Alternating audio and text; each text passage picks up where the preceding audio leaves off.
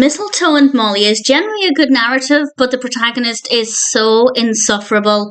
She is incredibly ungrateful and a very negative person. I will talk more about that in a moment. So while I kind of liked the story, not a lot happens. It's not the most Christmassy, and I really couldn't stand Molly. This was released in 2021.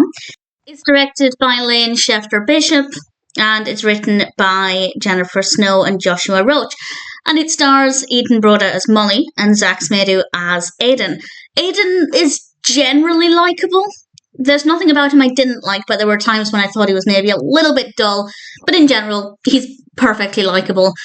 Molly is impossible to get on with. And that's not to say that the actions of the other characters were all completely acceptable.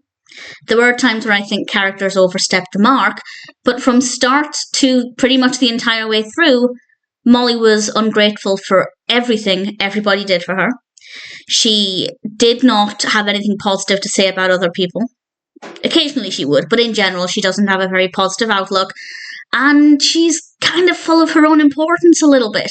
And I just found her completely insufferable, and she really ruined it. So I enjoyed bits of the film, but in general, because it's all about her, everything is all about her, it's kind of irritating. Basically, her father has a successful business and she's had to basically develop her career under his wing her entire life.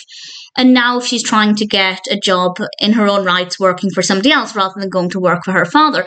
I can understand that. I can understand her wanting to spread her wings elsewhere and prove that she can make it on her own. That makes perfect sense. But it seems like she suddenly just looked at every bit of help anybody's willing to offer her and just threw it back in their face because she's incredibly ungrateful. It's not all or nothing, and she should be grateful. There is absolutely no way she would be where she is today were it not for her father's support. And I'm also confused about how she's apparently got all of this amazing experience. She's applying for a job where the interviewer points out quite clearly it's a position that's beneath her skill set, but there's kind of no evidence of that. I don't think she's as good as she thinks she is, or indeed how she's making herself out to be. So I'm really not a fan of the character. While she's applying for this job and trying to find her own way, she also meets Aiden, and of course we have a potential romantic thing there. But that was very poorly written. There were no sparks, there was no chemistry there. There was one scene in the snow. There was a snow scene that was quite good fun, and I quite liked it. And that's kind of the turning point for the characters' relationship. And then after that, it just kind of plateaus and nothing really happens.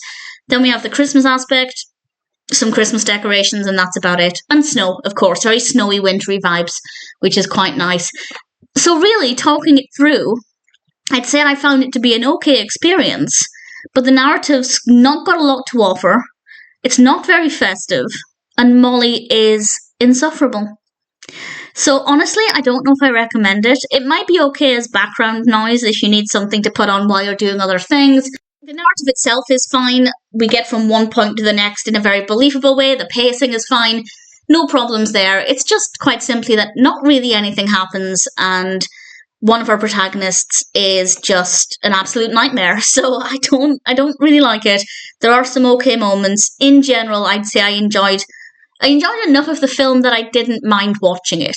It wasn't a complete chore to get through, but I certainly wouldn't be watching it again, and I'd only recommend it as something to put on either while you're doing something else, or if you're maybe a little tired and you don't want something that takes a lot of energy and concentration. It's an easy watch in that regard. So it might be worth watching, but in general, Mistletoe and Molly, largely because of Molly, is not a great film.